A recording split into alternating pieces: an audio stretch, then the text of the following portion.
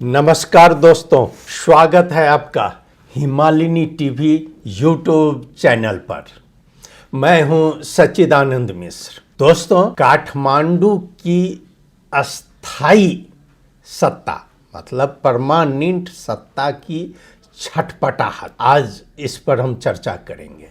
और मधेश की उभरती आकांक्षा। नेपाल की राजनीति इस समय जो दिख रही है, यह पूरी कहानी नहीं है। असली कहानी पर्दे के पीछे चल रही है। सतह पर जो दिखाई दे रहा है, असली कहानी उससे कहीं गहरी है। हमें शब्दों से ज्यादा इन बिटवीन द लाइंस पढ़ने की जरूरत है। काठमांडू की परमानेंट सत्ता यानी वह नेटवर्क जो दशकों से सत्ता, अर्थतंत्र, मीडिया और नौकरशाही पर कब्जा जमाए हुए था, आज बेचैन में है। यह बेचैनी सिर्फ सत्ता परिवर्तन की नहीं है मित्रों, यह चिंता ओली और गगन के जाने की नहीं है। इसको गौर से सुनिए। ओली और गगन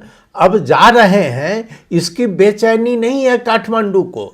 यह डर उस पूरे बिचौलिया तंत्र, उस अर्थ राजनीतिक गठजोड़ और उस सामाजिक संरचना के हिलने का है जिस पर वह अस्थाई सत्ता टिकी हुई है। डर है उस संभावना से जो व्यवस्था की जड़ों को हिला सकती है। ओली, गगन और सत्ता की सुरक्षित अदला बदली, ये हमेशा यही होता आया है। और दोनों अलग अलग खेमों के चेहरे हैं, पर व्यवस्था के लिए दोनों सुरक्षित हैं। क्यों? अस्थाई सत्ता क्यों है? जरा गौर से सुनिए। अस्थाई सत्ता मतलब सिर्फ सरकार नहीं है, यह है ठेकेदारों का नेटवर्क, यह है दलालों की पूंजी, ये मीडिया का नैरेटिव गैंग है, एक मीडिया का बहुत बड़ा गैंग है, उच्च नौकरशाही है और सामाजिक वर्चस्व का गठजोड़। सरकार बदलती है पर यह तंत्र नहीं बदलता। ओली जाए, गगन आए, गगन जाए, ओली आए, सिस्टम आराम से चलता रहता है। चूंकि जो ओली किए, दूसरा सिस्टम आया, उसमें उनका वही काम होता है जो पहले हुआ। जो गगन है उनका भी वही पुरानी, जिस तरह कब्जा किया गया है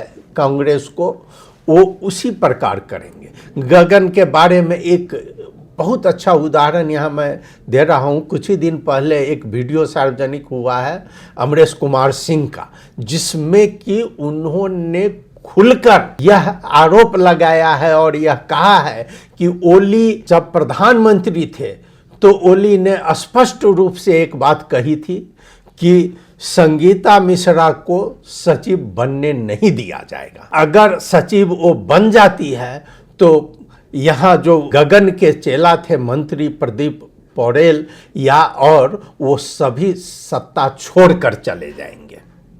यह बहुत बड़ा फैक्टर है। तो उनका सिस्टम तो चलता रहेगा। अब आइए मैं बात करता हूं, रवि को जगह मिली क्यों? जब उभरे तो हलचल हुई। रवि जब आए वो तो बहुत हलचल मचा के आए, लेकिन पिछले चुनाव के बाद उन्हें आंशिक सत्ता में जगह दे दी गई। आंशिक रूप में ही उनको स्वीकार किया गया, क्योंकि उन्हें एब्जॉर्ब किया जा सकता था लेकिन नहीं किया गया। उन्हें सीमित दायरे में रखा जा सकता था, उनकी ऊर्जा को कंट्रोल किया जा सकता था।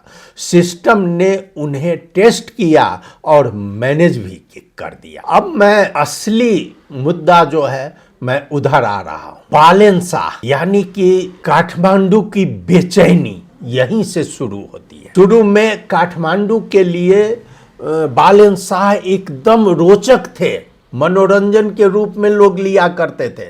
उनका दाउरा सुलबार बहुत अच्छा लगता था, ढाका टोपी, संघीयता पर बयान, कभी सेना के साथ निकटता की चर्चाएं, ये सभी मनोरंजक थे। यह सब यहाँ सत्ताधारियों को सहनशील था, सिस्टम के लिए यह मैनेजेबल था। पर असली छटपटाहट कब शुरू हुई मित्रों? असली छटपटाहट तब शुरू हुई जब जनकपुर की आम सभा में बालेन मंच पर गए, और वह भी कुर्ता पैजामा पहनकर मधेसिया पहचान स्वीकार कर लिया। बालेन ने खुद को मधेसिया छोड़ा यानी कि मधेसिया पुत्र घोषित किया। वहीं पर संघीयता को मजबूत करने की बात कही बालेन ने, और मधेश में अप्रत्याशित लोकप्रियता हासिल की यहीं से। यही है समीकरण, यहां से बदल जाता है और यहीं से इन लोगों को अपच हो रहा है। मुद्दा मेयर का काम नहीं था मित्रों, प्रतीक का विस्फोट। काठमांडू की मीडिया यह नैरेटिव गढ़ती है कि बालेन की लोकप्रियता उनके मेयर के काम से जुड़ी हुई है, लेकिन यह बिल्कुल गलत है। पर जमीनी सच्चाई बिल्कुल अलग है। मधेश में बालेन की लोकप्रियता का कारण उनका प्रशासनिक प्रदर्शन नहीं है, बल्कि यह कल्पना है कि एक मधेसी देश का प्रमुख कार्यकारी बन सकता है, प्रधानमंत्री बन सकता है। यह कल्पना दशकों से दबा हुआ मधेसियों का स्वप्न है। यह सुसुप्त इच्छा का विस्फोट है।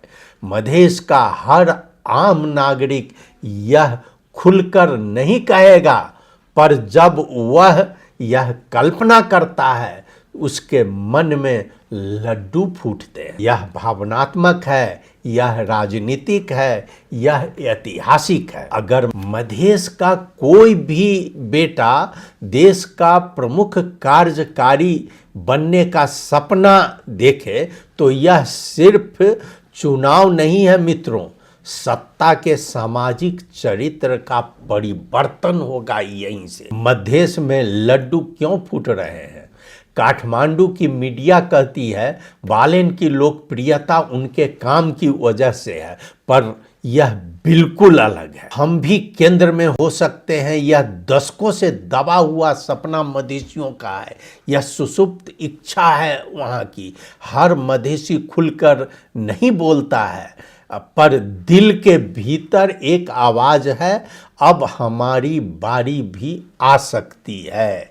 अजीब दृश्य है मित्र। जो पत्रकार निष्पक्ष होने चाहिए थे, अब वह पत्रकार अभी खुलकर पक्षपात कर रहे हैं। जो बुद्धिजीवी सच बोलना चाहिए, वो नपुंसक निष्पक्षता के नाम पर यथास्थिति बचा रहे हैं। यह तटस्थता नहीं, यह व्यवस्था की सेवा है मित्रों। बालेन की असली परीक्षा अब शुरू हो रहा है। अब क्या होगा? अब होगा मीडिया नैरेटिव बनाएगा बालेन पर, पुराने बयान उछाले जाएंगे, जांचें की जाएंगी, राजनीतिक जाल बिछेंगे, क्योंकि अब वह मनोरंजक मेयर नहीं रहे, अब वह संभावना है, संभावना।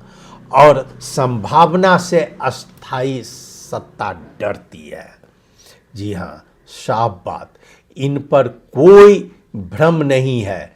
भ्रष्टाचार के आरोप, अयोग्यता के आरोप, झूठे वादे सब जनता देख चुकी है। मैं इन तीनों में से किसी को वोट नहीं भी दे सकता हूं, फिर भी सिस्टम नहीं बदलेगा। क्यों? क्योंकि असली लड़ाई व्यक्ति की नहीं, संरचना की है। रासपा रवि लामेछाने बालेन के बीच के संबंधों को लेकर अब सवाल उठ सकते हैं।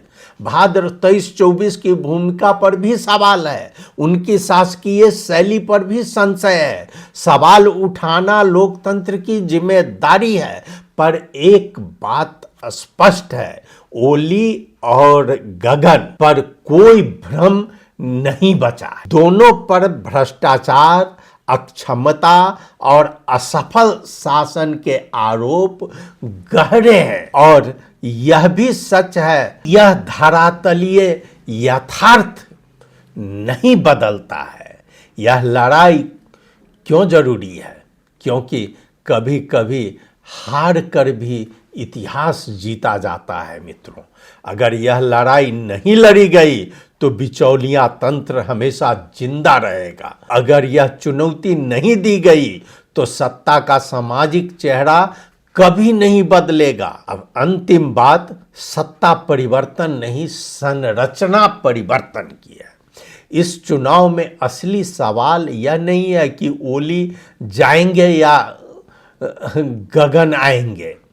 सवाल यह है कि क्या बिचौलिया तंत्र टूटेगा, क्या अर्थ राजनीतिक गठजोड़ बदलेगा, क्या सत्ता का सामाजिक चेहरा बदलेगा।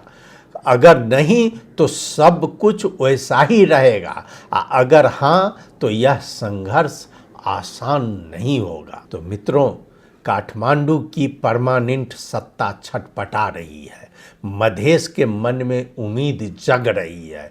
मीडिया भ्रम फैला रहा है। बौद्धिक वर्ग सुरक्षित खेल खेल रहे हैं। और इस सब के बीच एक नई संभावना जन्म ले रही है। यह लड़ाई आसान नहीं है, यह लड़ाई लंबी है, पर यह लड़ाई लड़ने लायक है। क्योंकि कभी कभी हार भी भविष्य की जीत की नींव रखती है। मित्रों, आपने सुना, आपको बहुत बहुत धन्यवाद। अगर आप हमारा चैनल सब्सक्राइब नहीं किए हो तो कृपया हमारा YouTube चैनल हिमालनी टीवी को सब्सक्राइब कर दें। बहुत बहुत धन्यवाद। नमस्कार।